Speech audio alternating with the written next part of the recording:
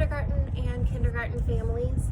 Today I have a helper with me, and we are going to be reading together, and this is something that you guys can do at your houses also. I know a lot of you have more than one student that you are helping with all of their schoolwork, and so by reading together as a group, this is one way that you can streamline that for yourself.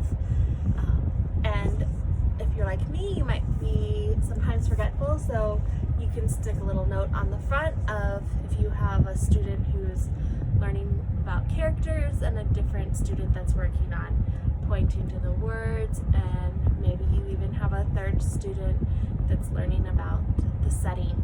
And so by putting that little note, you can remember what you need to talk about with each of your students. All right, are you ready to begin our reading? All right, so this book is called How to Read a Story.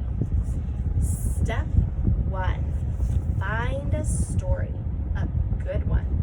It can have princesses and castles if you like that sort of thing, or witches and trolls, as long as they're not too scary.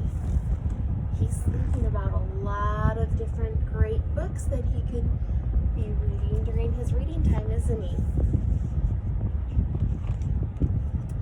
Step 2, find a reading buddy, a good one.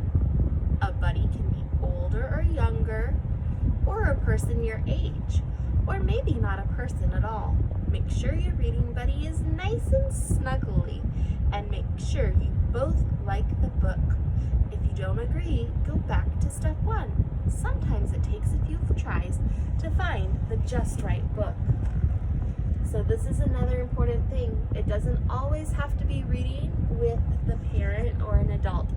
They can also be reading with a sibling, and at times they can even be reading with a stuffed animal or a pet, or by themselves. Step 3, find a cozy reading spot. Outside is fun, but not if it's very cold, unless you have thick woolen blankets and hats and scarves and cups of steaming hot cocoa. And not if it's very hot, unless you have trees to shade you from the sun, a hammock to catch cool breezes, and a tall glass of icy lemonade. So find a comfy spot. Are you in a comfy spot for reading? Yeah, it's cozy here, huh? Right, with the pillows. Inside is good. Couches are cozy, so are chairs big enough for two. Just be careful not to get stuck.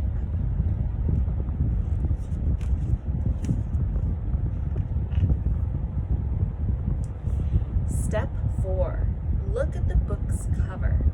Can you guess what it's about? Read the title. That might be a clue.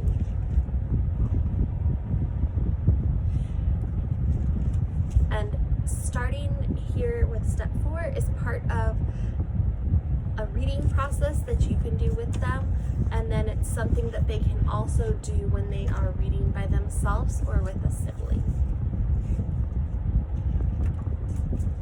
Step 5, open the book. This is the exciting part. Read the story in a loud, clear voice. Not too slow and not too fast. You can point to words if you like. So here they can be pointing once upon a time. Can you point for the words and be my helper? Step 6. When the characters talk, whatever's being said, say it in a voice to match who's talking. And this is something kindergartners are really good at, but the older kids enjoy too, making voices for the different characters.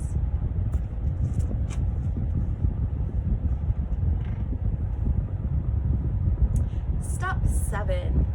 No matter what you read, hold the book so your buddy can see the pictures. Buddies get impatient when they can't see well. Step 8. If there are words you don't know, try sounding them out or looking at the pictures to see what makes sense. These are strategies that they will start to use. They can already use the strategy of looking at the pictures to help tell the story. If you need a break, you can pause for a minute and talk to your reading buddy to predict what might come next. It's a fun way to take a break during a story and ask them questions. Will the castle catch on fire? Will the princess tame the dragon? Will the robot marry the princess? Will the horse make friends with the dragon? Will the dragon eat them all for lunch? He's really thinking about a lot of things that could happen at the end of that story, isn't he? Step 9. When you get to the exciting parts, make your voice sound exciting too. Who dares disturb me in my cave? The dragon growled. Oh dear, oh no! The robot was so scared, all his metal parts rattled. What would they do?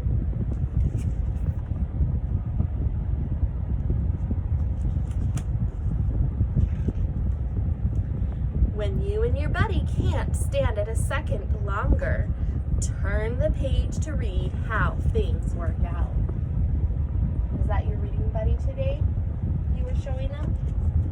Yeah, that's the little reading buddy you picked today. The dragon promised and decided it was better being friends, and they all lived happily ever after. So telling about the story after they're done reading is one way that they can be sharing what they read, and it'll help get them excited about reading the next book. Step 10. When the book is over, say, the end. Do you do that? No, you don't do that at your school? And then, if it was a really, really good story, go right back to the beginning and start all over again. So kids really enjoy reading the same book many, many, many times over. So if they're wanting to read the same book each day, that is okay. Just try to incorporate something new, maybe add a little bit something of adding the pointing, adding the voices, asking some questions about it, or they could even come up with an alternative ending. I hope you enjoyed our reading today and have a great week of reading. Bye, guys.